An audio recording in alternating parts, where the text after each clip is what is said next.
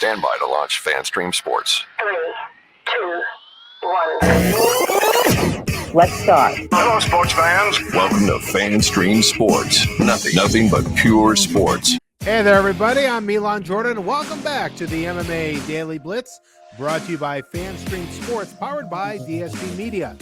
Be sure to like, share, and subscribe to this podcast wherever you get your podcasts.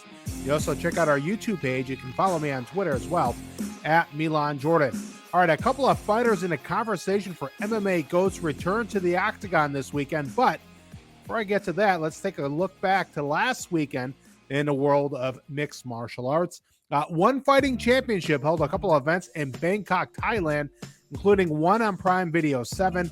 The main event was a bantamweight rematch between Fabricio Andrade and John Lineker. The first meeting 4 months ago ended in a no contest. This time, there was little doubt. Andrade pounded Lineker for the better part of 4 rounds, and Lineker was bloodied and battered, prompting his corner to stop the fight between the 4th and 5th rounds.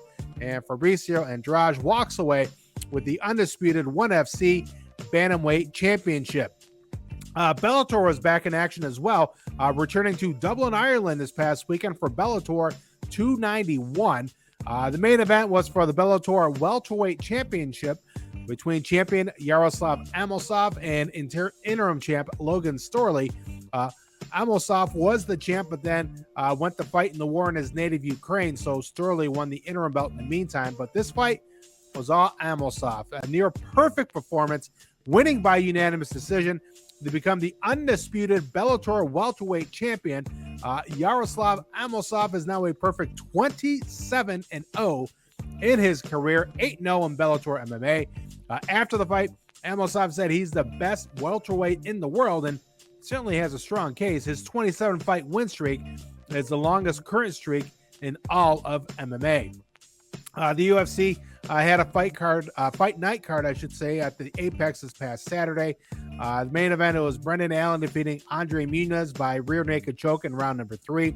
Augusto Sakai defeated Dontel Mays by unanimous decision, and Tatiana Suarez returned to the octagon, defeating Montana De La Rosa via guillotine choke in round number 2. Suarez improves to 9-0, 6-0 in the UFC with 4 finishes. For Suarez, Tatiana Suarez, this is her first fight in 3.5 years. Her last fight was a unanimous decision win over Nina Nunes back at UFC 238 in June of 2019. But again, Tatiana Suarez remains unbeaten after that long layoff and called out Rose Namajunas for her next fight. Will that fight come to fruition? Well, we shall see. All right, this weekend, next pay-per-view for the UFC 285 at T-Mobile Arena in Las Vegas.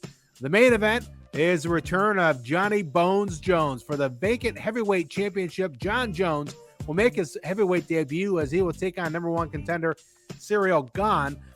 John Jones, again, his heavyweight debut, first fight since, pre-COVID, February 8th of 2020. He's 26-1 all time with 1 no contest.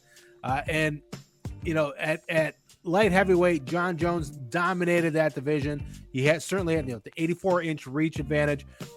His speed, his power. Now he's moving up. He looks a lot bigger.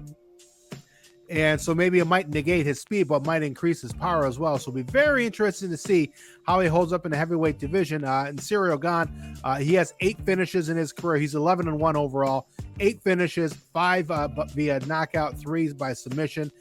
His last fight was a loss to Francis Ngannou by unanimous decision at UFC 270 just over a year ago in January of 2022. He fought for the heavyweight title and lost to Francis Ngannou. He KO'd Tai Tuivasa in Paris this past September. But it's funny, this heavyweight championship is vacant because Francis Ngannou played out his contract, and he and the UFC, they parted ways. And if you watch the Countdown show and the Embedded shows, you hear no mention of Francis Ngannou, which is very interesting. This guy was your champion for a while. He was the baddest man on the planet in the heavyweight division. That's what that is. And you just say, John Jones and Ciryl Gane are fighting for the vacant heavyweight championship. It's like, all right, who fought it before? or they even showed Cyril Gane in his past fights, not make mention of who he fought when he fought for the title. So very interesting. But this Saturday night, the main event, Jon Jones and Cyril Gane, a lot of eyeballs, even casual MMA fans, even non-MMA fans, sports fans, they know who Jon Jones is. He's arguably the GOAT in all of MMA, at least certainly in the conversation, that's for sure.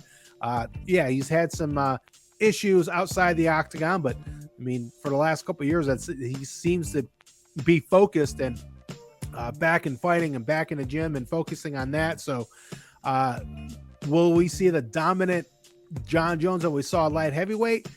I don't know. Or we're going to see a Jon Jones that looks like he hasn't fought in over 3 years. Or is it going to be something in between? I don't know. We shall see. And tell you what, that's why MMA is such a great sport. I mean, you could predict whatever and everything based on this, and this, but you never know what's going to happen. That's why they fight inside the octagon, inside the cage. So should be an interesting fight between Jon Jones and Cyril Gane.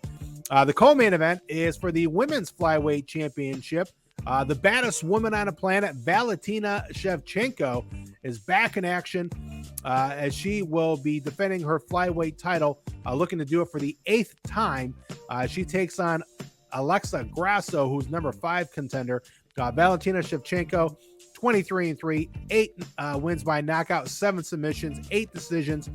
She last fought at UFC 275 in Singapore this past June.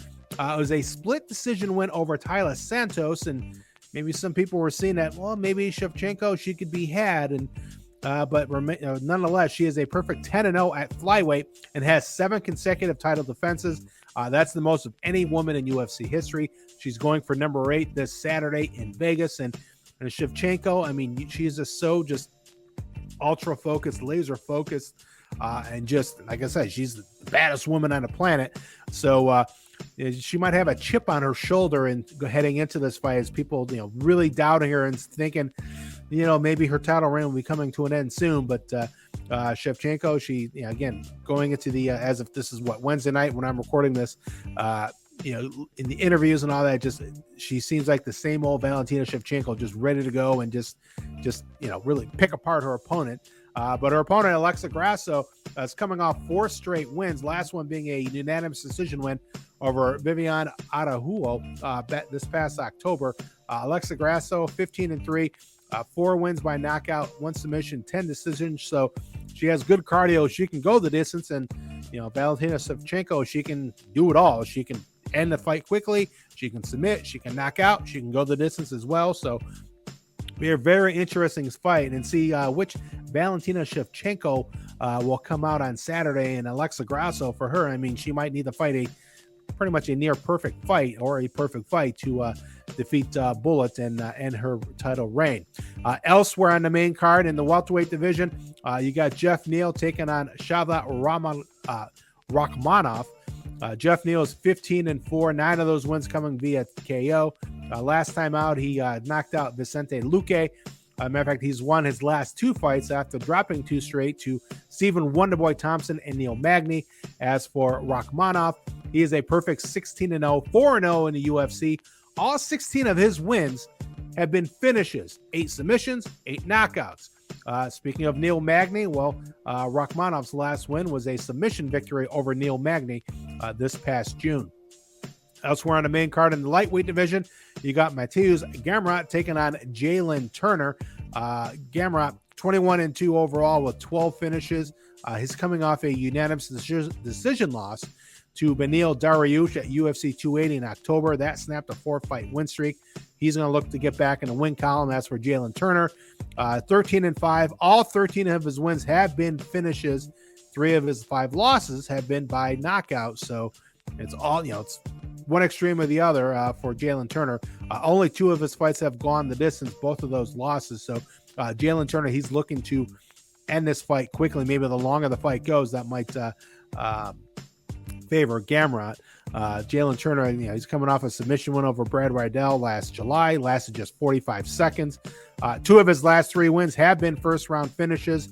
He has 4 finished victories in the first minute of a fight. So Jalen Turner looking to make quick work, and maybe the deeper the waters in the fight as the fight goes, that might tilt the favor towards Gamrot. We'll see come Saturday night.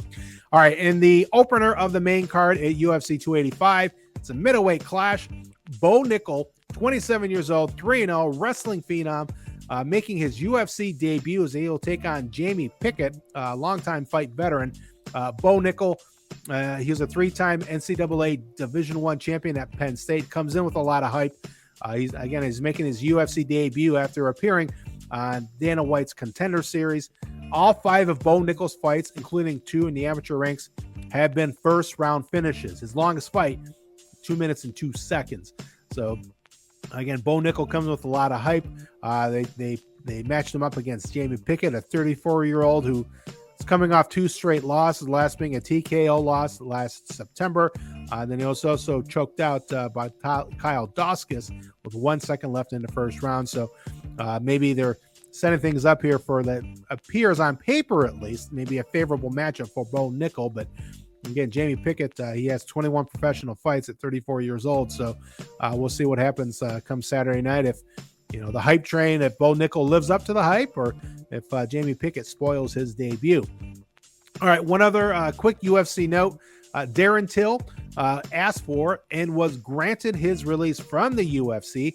He fought for the welterweight title back in 2018 and lost, but his UFC run ends with losses in 5 of his last 6 fights.